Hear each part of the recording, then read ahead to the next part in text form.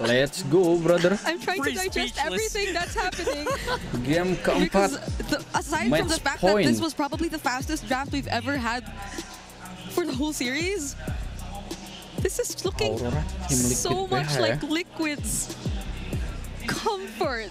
It is. It's maximum comfort. They have not brought out the Lo Yi in a long time as well, Brigida. And I'm not sure how I feel about the synergies of the Gatot Akai Terizla. Same here. So I don't know what Aurora's thinking, but I hope that we can be surprised, or else this is going to be the last series for the day, or last game for the day. Run over there, casters. Let's go.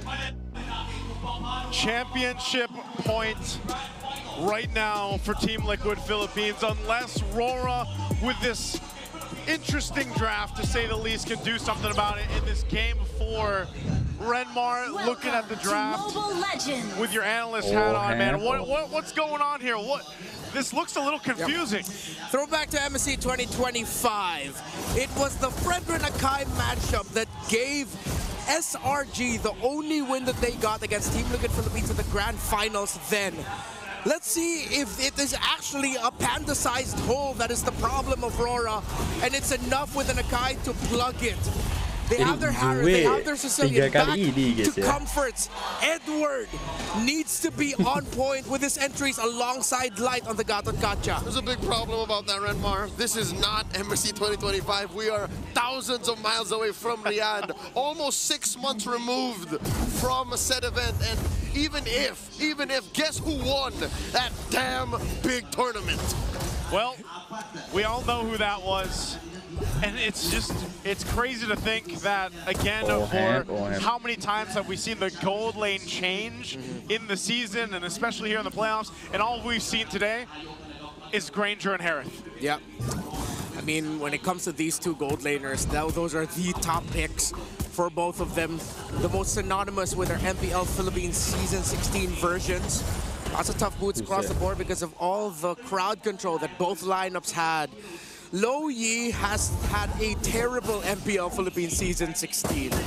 That is the one thing that Aurora is banking on. One of the few things that they can bank on here, and that Liquid need to change their narrative around that hero. Let's see once we are in the turtle fights, if the heavy spin is enough to mess up with Carl Tizzy's retreat game. Oh, JP pressing load game on all of the previous wins that he had in this best of 7, just on Light's face. Yue too getting managed, turtle down to a 1/5 of its health. Heavy spin by Demon Kite, pinning down 40. Sanji takes down the smiling demon as Carl takes the turtle. Sanford falls, traded out for once more, double kill for the chef. Not the start you want to have. Could have been significantly cleaner. Aurora are gonna regret fighting that first turtle like that. But Aurora are still in this. Domikai's been controlling Oheb in lane. Sanji's appearance here is one of the few times that Domikai's been able to show up. But now with Oheb, with a level gap, able to balance things out towards his favor. And this is the thing here too, JP, someone's gonna control JP from Aurora, man. He's been having a hell of a time, probably one of his best series so far in his career against Aurora, game to game to game to game, and it's causing too much havoc on Demon Kite to even have this kind of jungler that we're used to seeing for Demon Kite. Yeah, it was Sanford who was able to get this. Oh, AOG, Light misses. That's it. Oheb flickers out, Sanji too. Close call, but Liquid will do anything to be able to keep this 1,000 gold lead. I'm seeing a lot of desperation from Aurora from the first 3 minutes and 30 seconds. Look, JP and Sanford, they're not letting this guy farm comfortably at all. This has been the toughest series Demon Kite has ever played all season long. That's what I said. I think maybe what they found out, one of the weak points here for Aurora to deal with that dominant gameplay we've seen all season from them is to put unbelievable pressure on Demon Kite. Again, throughout the series, he has not been able to position himself to even contest the objectives the way that he wants, or the way we're used to seeing Demon Kite. Oh my God! Light got JP on him and called Hazy. He goes down. Light takes a nap. Massive disconnect. I was surprised that it was that bush that Light was holding at that point. Just hold lower bottom mid, or in his perspective, it's upper mid. Frames Fighter by 40, delaying Edward the retreat. I think he wanted to respond somewhere. Oh no, it's Sansan right on Edward. They send themselves down bottom, rotating towards the turtle. Big fight already. Zaman Force dropped by Dominkite.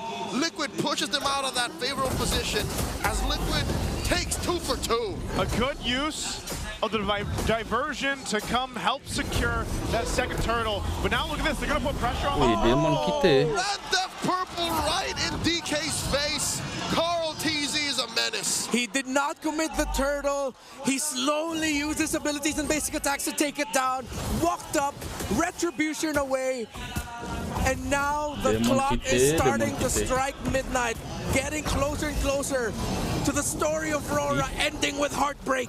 Edward gets hit by the Blazer's Wrath, survives with about 10 HP, forcing Light to revitalize. Aurora's in that position now where, oh, hold on, Dominkite should be okay, but and JP again just being a nuisance all over the place.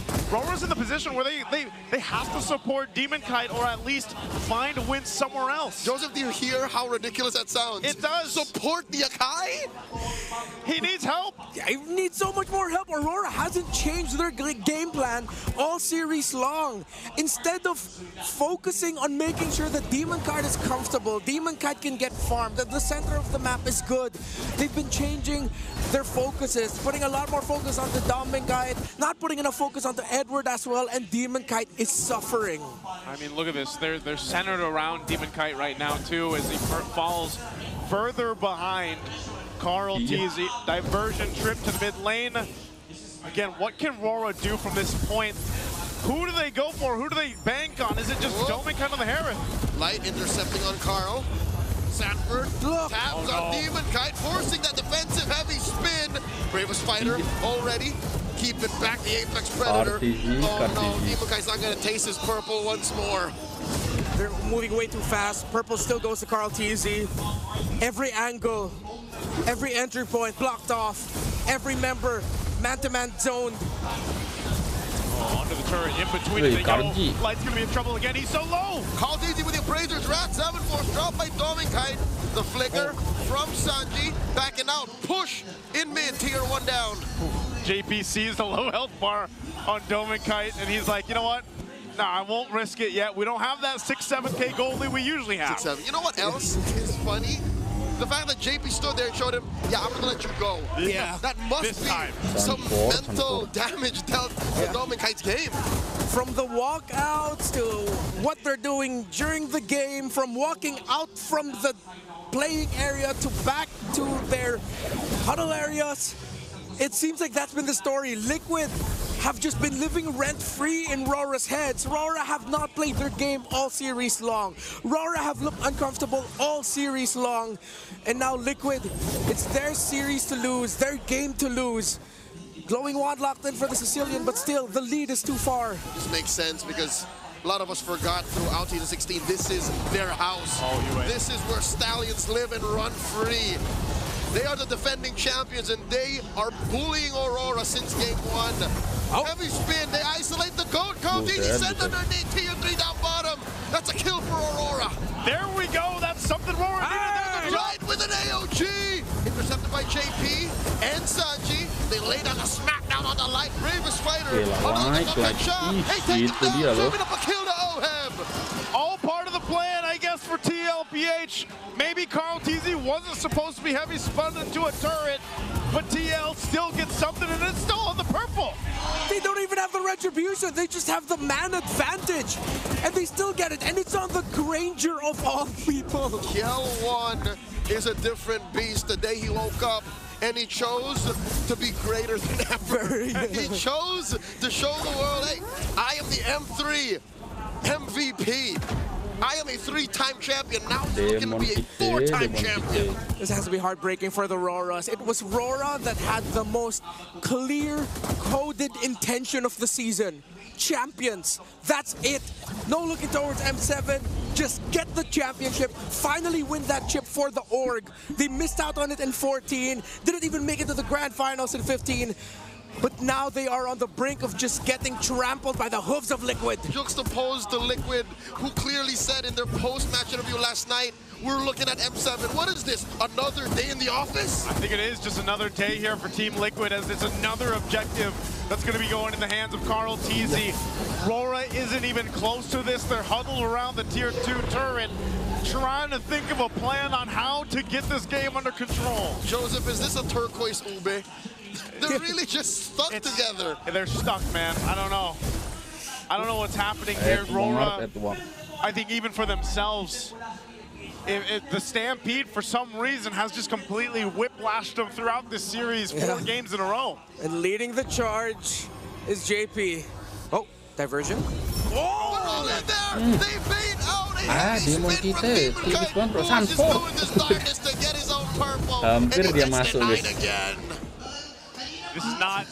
This is not a series at all. Aurora kena mental kah, bro? Can't even touch his buffs.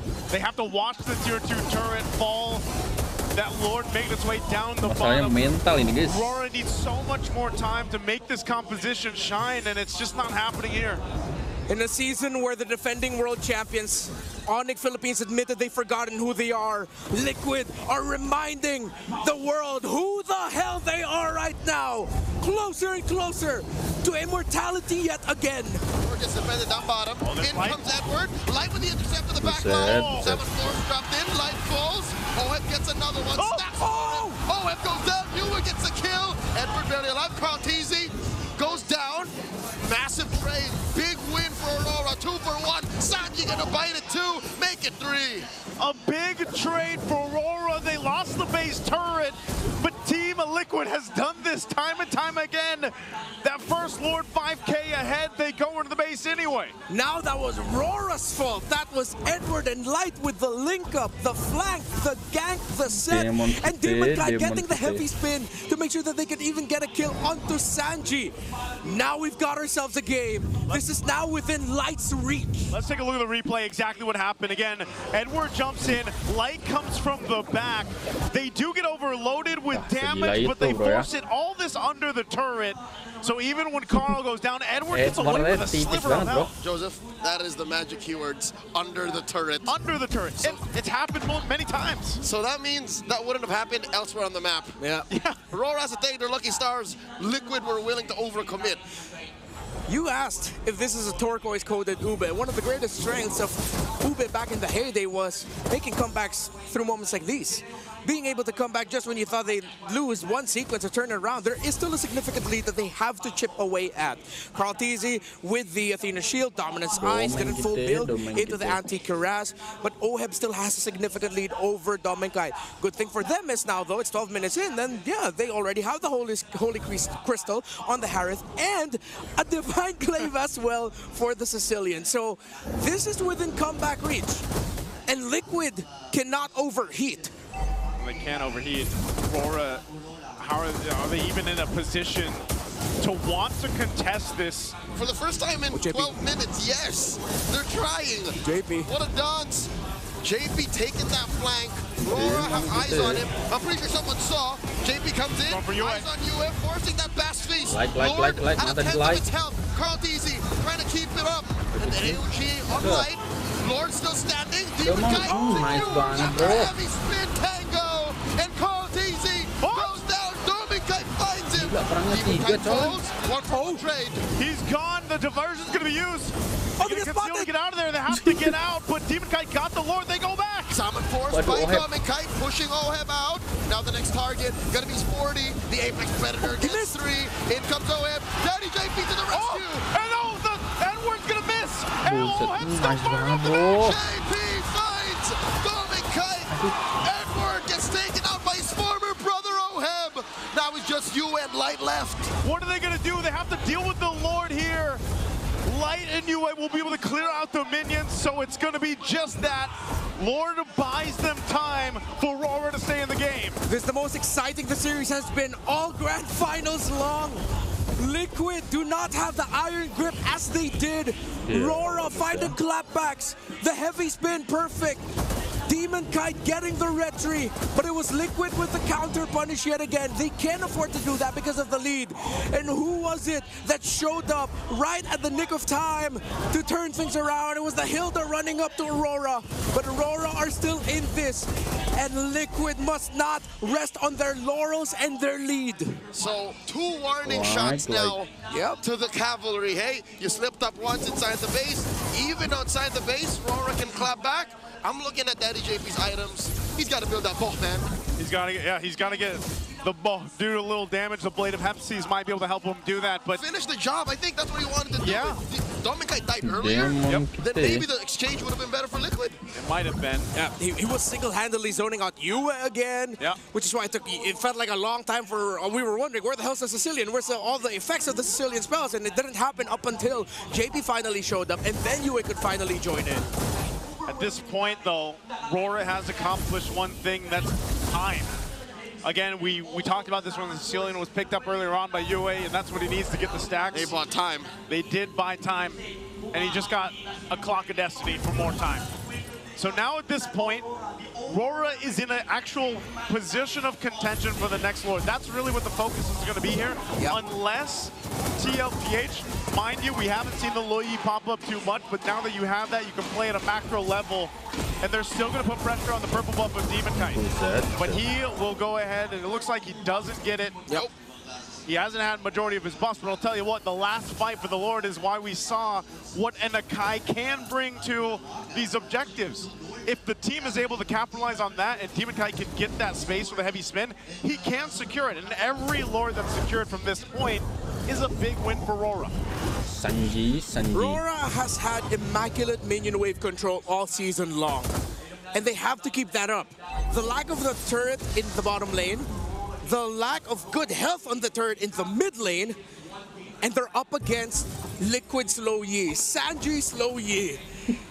How heartbreaking would it be if, despite everything that they've done in this game, it's the signature Liquid backdoor? Oh man, Demon Kite taking a ton of damage, already at half health. I'm looking at Dominic, he flushes Daddy JP out, and that is a huge threat, maybe even worse than a split push.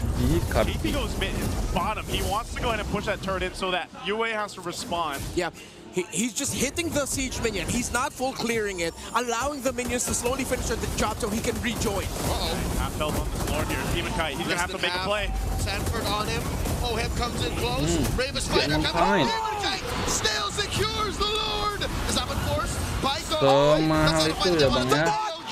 Light out of here. Now the base gonna be up next. Oh my God. Waduh. Wah ini mah menang dengan gaya guys. Anjay, Oheb siap, orang hebat. Nah itu guys, menang nyesek dia itu bro ya. Menang nyesek itu bro. Gila sih. Sanji sih bro. Pelaku utama Sanji guys. It runs in their blood. They've done this over and over Gila sih, mahal.